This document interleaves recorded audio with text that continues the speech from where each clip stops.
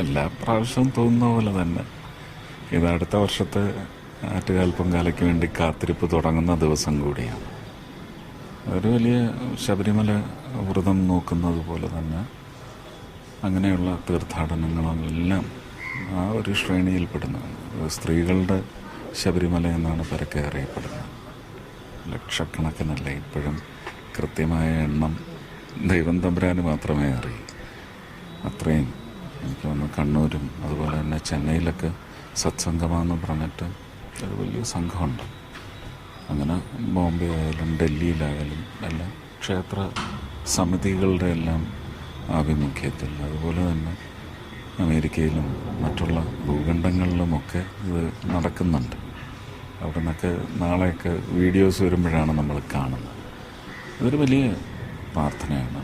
പ്രത്യേകിച്ച് സ്ത്രീയുള്ള വീട്ടിൽ, ഒരു പെൺതരിയുള്ള വീട്ടിൽ, ഒരു പെൺകുഞ്ഞിനെ ആഗ്രഹിക്കുന്ന കുടുംബത്തിന് എല്ലാം അമ്മ എന്ന് പറയുന്നത് ആ പെൺകുഞ്ഞിലൂടെ അഭിവൃദ്ധി എന്ന് പറയുന്ന നവലോകത്തിൻ്റെ സ്ത്രീ സങ്കല്പമുണ്ട്.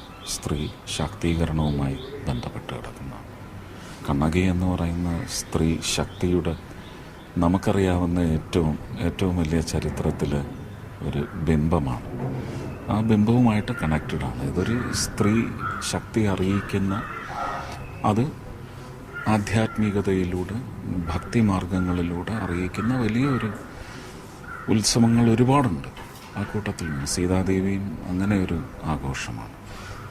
അതുപോലെ തന്നെയല്ല രാധയായാലും നമുക്ക് അറിയാവുന്ന മീരാബായി ആയാലും എല്ലാം സ്ത്രീ ശക്തി, ആർദ്രത അതിലൂടെ നേടിയെടുക്കുന്ന ലോകത്തിന് വേണ്ടിയുള്ള നന്മ. ഇത് ഒരു കുടുംബത്തിന് വേണ്ടി മാത്രമുള്ള പ്രാർത്ഥനയല്ല.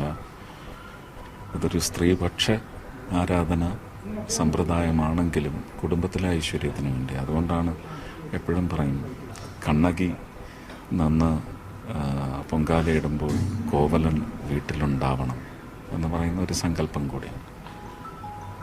വിവാഹശേഷം ആണ് സത്യത്തിൽ ആറ്റുകാൽ പൊങ്കാല എന്ന് പറയുന്നത് ജീവിതചര്യയിലേക്ക് വന്നു. അതിനു മുമ്പ് അമ്മ എപ്പോഴൊക്കെയോ വന്ന് ബന്ധുക്കളുടെ കൂടെ വന്ന് അത് ദൂരെ എവിടെയോ ഇരുന്ന് പൊങ്കാലയിട്ട് പോയിട്ടുള്ള എനിക്ക് നേരിയ ഓർമ്മ മാത്രമേ ഉള്ളൂ.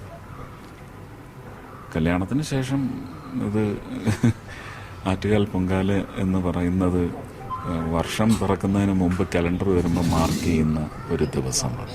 അതിൻ്റെ തലേനാൾ തമ്പുരാൻ ഏൽപ്പിച്ചു പോയ ഒരു വലിയ ഉദ്യമമുണ്ട്. തമ്പുരാൻ്റെ പേരിലുള്ള ട്രസ്റ്റാണത്. കൊട്ടാരത്തിൽ നിന്ന് തന്നെയാണ് അത് ചെയ്യുന്നത്. ഒരുപാട് അഭ്യുദയകാംക്ഷികൾ അതിലേക്ക് അരിയും